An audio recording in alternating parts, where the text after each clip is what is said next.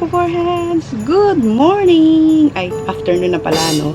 Advance Merry Christmas, mga ka-foreheads. Ayan, hindi ko masyado nilalakas ang boses ko kasi kaharap ko yung bintana. May mga dumadaan na tao. Sabihin, loka rin ako magsasalita ng isa. Sabay ka na. So, hindi pa tayo naliligo kasi may ginagawa tayo dito sa bubong. Bintana pala ng aming kwarto ito, mga ka-foreheads. So, dati, di ba, binavlog ko na may mga halaman ako rito. Eh, wala na silang lahat. Natuyot na. Isa talaga natira. So, aalisin ko na sila. I-clear ko rito yung window natin. Yan, para wala nang kalat. Okay? Papakita ko sa inyo itsura. Ayan. Diba dati mga ka-foreheads, meron akong binavlog ng mga halaman dito. Eh, natuyo na sila mga ka-foreheads. Yan. Yan, naloba tayo. So, naputol. This is the continuation ng art. So, ayan mga ka-foreheads, kung makikita nyo, ayan yung sako. Dito yung shoe rack na nakalagay na binavlog ko no na may mga halaman. Tapos may isa pa ron. So, wawalisin na natin yan. Ayan. Tapos, para maklear na. Tapos yung shoe rack, ibababa ko na lang para lagay ng mga tsinelas. So, let's start. Mga ka-foreheads, anyways, ito yung resulta na ng pagwawalis natin. Ayan. Diba? Medyo luminis na siya. Kasi doon hindi ko naabot eh. Ayan, matatangay na lang ng ulan yan. So, ayan na siya. Clear na yung ating point of view. Point of view talaga. Ayan. Pero nakakamiss din yung mga dati kong halaman dito eh. Ayan. Dati, meron dyan halaman. Ngayon, wala na. So, ayan na siya. Malinis ng tignan. Okay?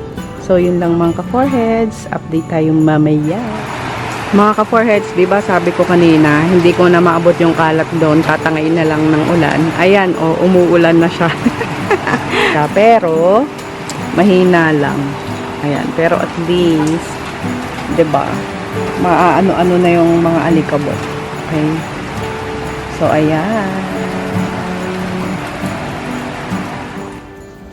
Mga ka-foreheads, ito yung sinasabi ko sa inyong mga fry na multicolored. Ayan siya. So ngayon, lilinisin natin siya. Tatanggal ulit natin siya ng pupo and ng mga terang pagkain para madagdagan natin ng konting tubig. Kailangan din na alis talaga yung mga dumi-dumi nila kasi magkakaroon sila or magpuproduce ng ammonia spike yun. So, madededs yung mga betta fish natin, mga ka-foreheads. Panoorin nyo.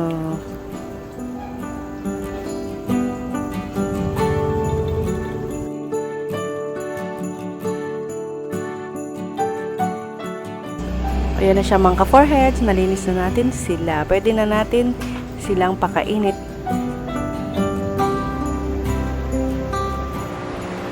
Mga ka-foreheads, gabi na nito. And nakita namin yung bagong labas or limited time lang na ice cream, McFlurry ng McDonald's, yung hazelnut and yung tiramisu nila mga ka-foreheads. So, ayan, tinikman natin.